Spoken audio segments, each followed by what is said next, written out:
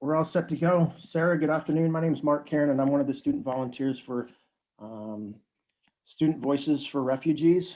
I'm a master's student in the Peace and Conflict Studies Department at UNC Greensboro. I appreciate you coming on with us this afternoon and introducing us to the Triangle Community Foundation and the scholarship work that you guys do. Would you mind taking a minute to introduce yourself? Sure. My name is Sarah Battersby. I'm the Senior Scholarships and Education Officer at Triangle Community Foundation. We're based in Durham, North Carolina, and serve Durham, Orange, Wake, and Chatham counties. We're located in Central North Carolina. Thank you. Just for background information, I just want to let you know that what we're working on, what we're trying to accomplish at Student Voices for Refugees, we're a collaboration of students and professionals working to create an accessible and inclusive higher education environment for student populations affected by forced migration. During the 2021 calendar year, we've been working to launch a public education campaign to help U.S. universities and colleges expand education pathways for displaced students. Our main research focus is in two areas. One is mentorship, the other is scholarship, which is the area that I'm working on. And we plan to publish a toolkit on World Refugee Day in June that will provide a foundation to implement best practices at U.S. colleges and universities, both in scholarship and mentorship programs. Again, thank you for coming on. We'll get started with the interview process or the interviews questions now. I'd like to start off just by getting some background information on Triangle Community Foundation. If you could kind of give us a holistic overview of Triangle Community Foundation and the scholarships it offers. Sure. So Triangle Community Foundation is a community foundation that serves 4 counties, as I mentioned. We were founded in 1983 by Dr. George Hitchings, and he used his Nobel Prize winnings actually to found the foundation. We've offered scholarships almost immediately since our inception. Currently, our oldest active scholarship has been open since 1986.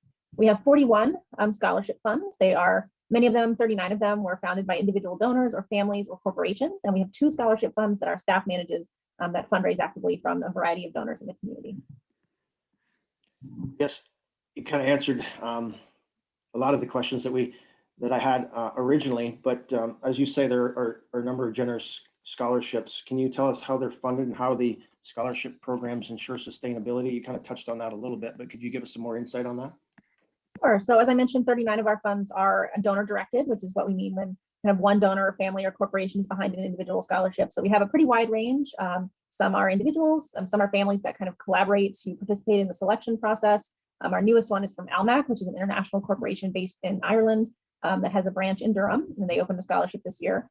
And sustainability is really up to the individual donors, but we focus on donor engagement throughout the year. So they do get a thank you note from all of their recipients at the end of the year. They have an option to participate in the selection process if they're interested in that. We have about 11 donors that do annually.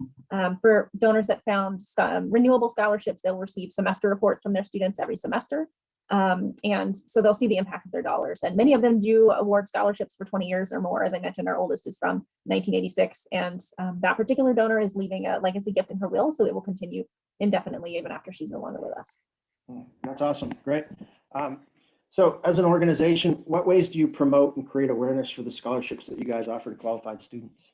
Sure. So currently, especially pre-COVID, we worked with a lot of school counselors. We mail physical posters, although we didn't do that this year, to school counselors, local libraries, where we know that a number of individuals, especially parents, like to go to use computers and things like that. This year, we sent out a virtual poster. We've heard a lot of schools are sharing information via email, and we wanted to get it out that way. And we promote it to a lot of nonprofits that work with youth particularly. We do have some scholarships that are open to non-traditional adult students, but that's traditionally how we get the word out. Okay. So on a yearly basis, and then from inception, kind of for each of the, not individually, you don't have to go through each scholarship, but on a yearly basis, about how many students are supported by your scholarship programs, and then overall, throughout the 41 different scholarships since inception, how many students have benefited from those programs so far? Annually, we award about between 130 and 150 students, and then about half of those scholarships are renewable, so those students stay with us throughout their program, undergraduate or graduate. I don't have since inception, but I looked up the past 5 years, and in the past 5 years, 814 students have been awarded $3.6 million. Wow, that's significant. That's awesome. And from those students who've received those scholarships, what are some of the countries of origin that they're from? Last year in 2020, we had students from El Salvador, Nigeria, Burma, Honduras, Republic of Congo, Brazil, and Mexico.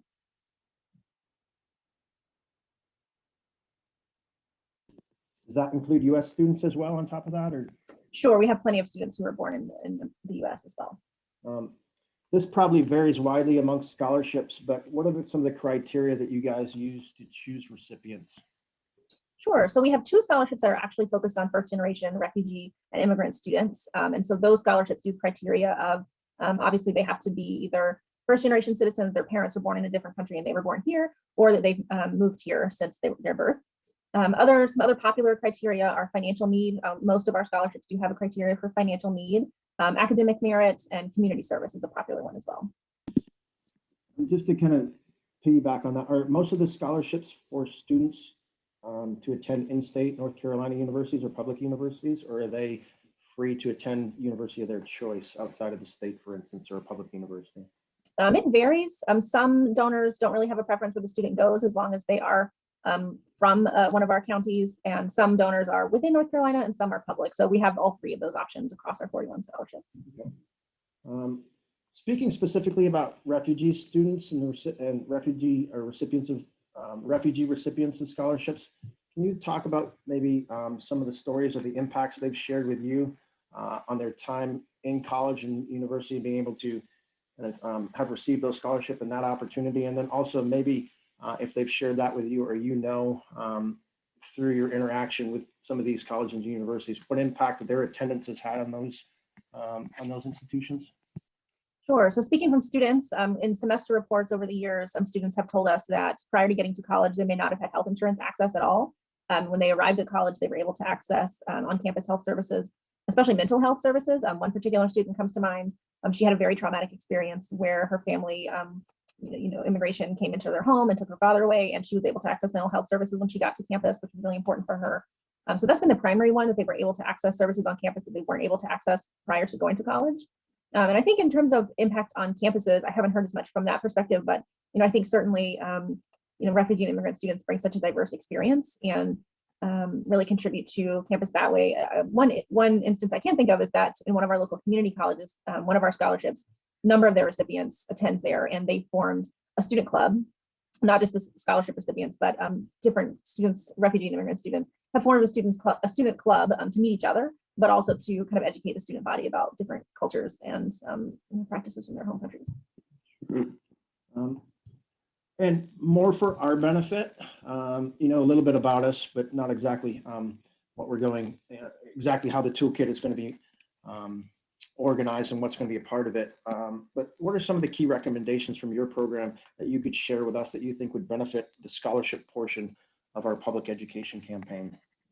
Sure. So a few changes we've made actually in recent years. The first change is that we removed any requirement for citizenship. So we still had a few scholarships, mostly that were created in the 80s and early 90s, that still had a citizenship requirement, and we officially removed all of those.